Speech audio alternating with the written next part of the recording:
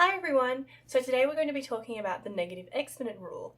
This video follows directly from the last video in my index number series, so if you haven't seen that video, I strongly suggest you watch that first or you might get really confused in this video. From here on, my videos are going to stack heavily on the previous ones, so unless you're really confident or you're a really fast learner, I strongly recommend that you start watching my videos from here on in order. So in my last video, I posed this question to you guys. Given this pattern, that each time the exponent decreases by 1, we then divide our answer by the base, which in this case is 3, what would 3 to the power of negative 1 be equal to? Well, if we continue with this pattern, 3 to the power of negative 1 would be the answer of 3 to the power of 0 divided by 3. So if your answer was 1 over 3, or a third, then you're correct. Now there actually is a rule, like a shortcut that tells you what to do with negative exponents. There's a pattern. So I want you to keep that in mind, like mentally put a little pin on it, see if we can find this pattern. Let's try the next one. Let's try 3 to the power of negative 2. So again, we're decreasing the exponent by 1, which means that we're going to divide the answer by 3. So we're going to have 1 over 3 divided by 3.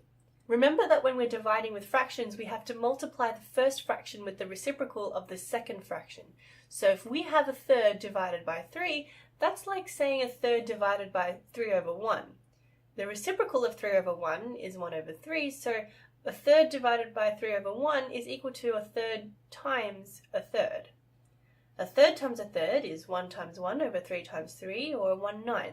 Now this is something that some of you probably figured out really quickly without thinking too much about it. After all, some of you probably know intuitively that a third divided by 3 is like saying a third times a third or a third of a third. Some of you might have answered immediately because you know that a third of a third is a ninth. The reason I wrote it all out the long way is because there's something I want to demonstrate here.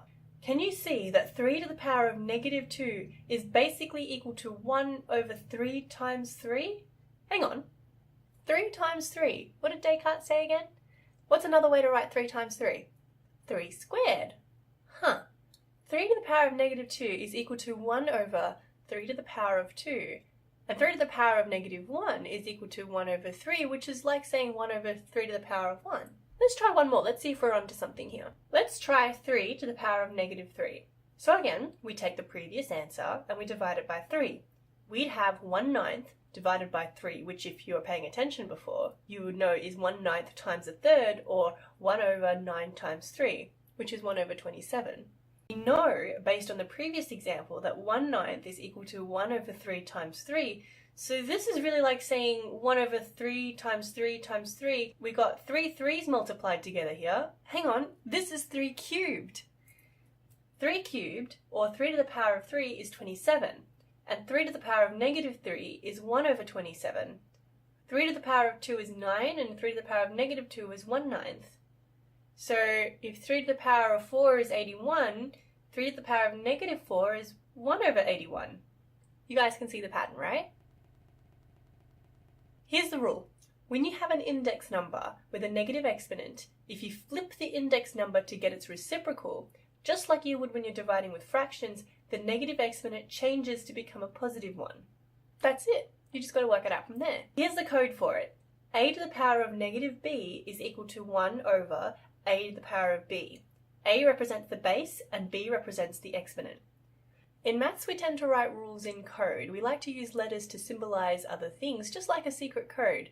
Once you understand what the letters represent, it's actually not that hard to decode a maths coded message. So if we have a look at this again, the rule is when you have an index number with a negative exponent, if you flip the index number to get its reciprocal, the negative exponent changes to become a positive one. This rule actually works the other way around as well. If you have an index number that's a fraction like this, you would flip it so the index number sits on the top and the exponent will change from negative to positive. Warning! Easy errors ahead, or what I like to call wee, as in a wee little mistake. When you're trying to find the reciprocal of your pesky negative exponent index number, make sure that you only touch that index number and nothing else. Don't touch anything. This is usually straightforward enough when you're dealing with something simple, like 2 times 4 to the power of negative 2. Well, that's equal to 2 times 1 over 4 squared, which is 2 times 1 over 16, which works out to be 2/16 or 1/8. But sometimes students freak out when the question is something like 2 over 4 to the power of negative 2, or something more complicated like 3 squared times 4 to the power of negative 3 over 2 to the power of negative 7. Remember, only flip the index number that has the negative exponent.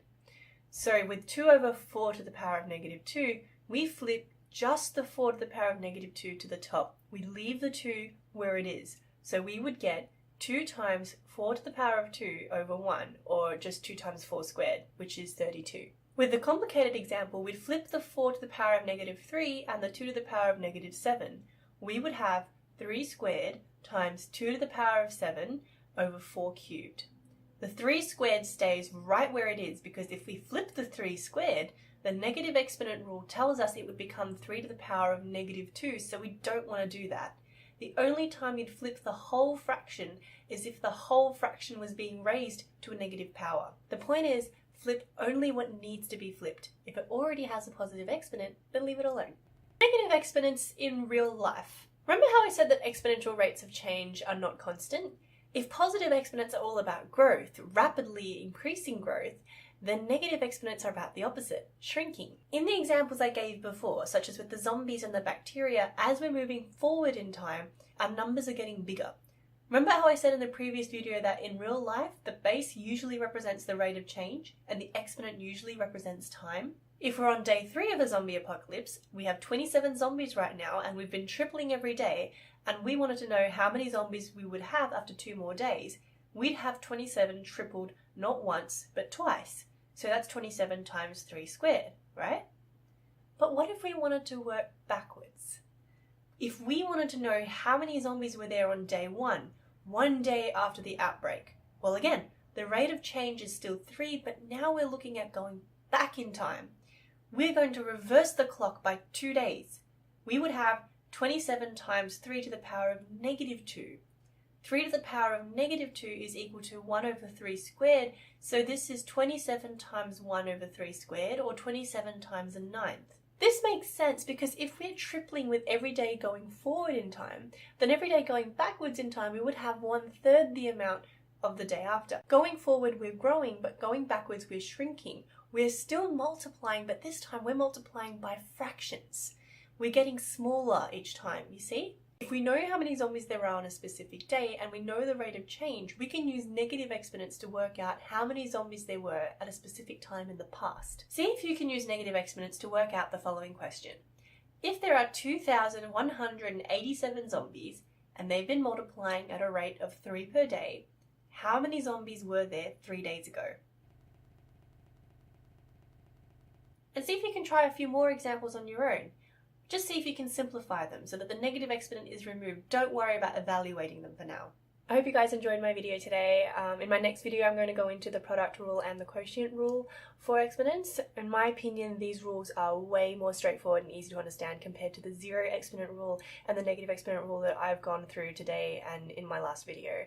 So if you liked today's video, if you learned something, then please like and share. And if you're interested in learning more, then please do subscribe to this channel. I will have my next video uploaded soon. So thanks for watching, and I'll see you next time at Sneezy Teachers. Bye!